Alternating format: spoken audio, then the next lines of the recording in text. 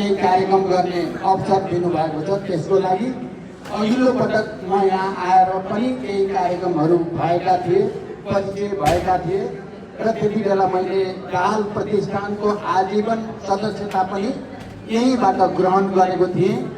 त्यति बेला अहिलेको जति भौतिक संरचना बनिसकेको थिएन। अहिले मलाई खुसी लागेको छ अन्य पनि भौतिक संरचनाहरू बनेको रहेछ। मलाई चिन्ता थियो, मैले अहिले दुर्गा प्रसादजीसँग सोधेँ पनि यो खोलाले चाहिँ हान्छ कि यता भन्ने चिन्ता पनि त्यति बेला व्यक्त भएको थियो। अहिले चाहिँ त्यसको रक्षा हुने करिब सुरक्षा प्रबन्ध भएको रहेछ। खुसी लागेको छ र अरू संरचना पनि बनेको रहेछ। त्यसको लागि पनि यो पटक आउँदा यो भेटघाट कार्यक्रमको साथै वृक्षारोपण गर्ने अवसर पनि मलाई प्राप्त भयो र त्यसको निम्ति पनि म प्रतिष्ठानका सबै पदाधिकारीहरूलाई र सबैलाई धन्यवाद भन्न चाहन्छु।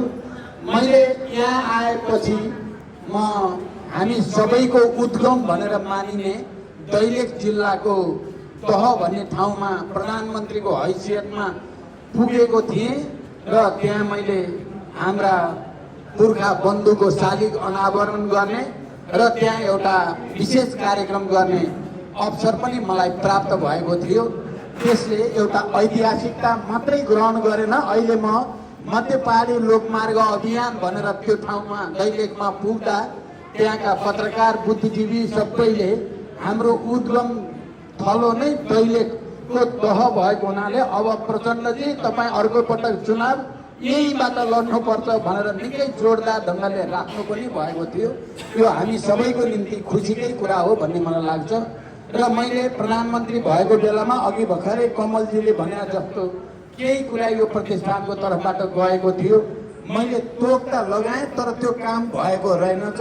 म त्यसको अनुगमन गर्ने र त्यसलाई अगाडि बढाउने तपाईँहरू सबैलाई विश्वास दिलाउँदै यो प्रतिष्ठानको अझ धेरै सफलता प्राप्त होस्, त्यसमा हामी सबैलाई खुसी र गर्व लाग्छ।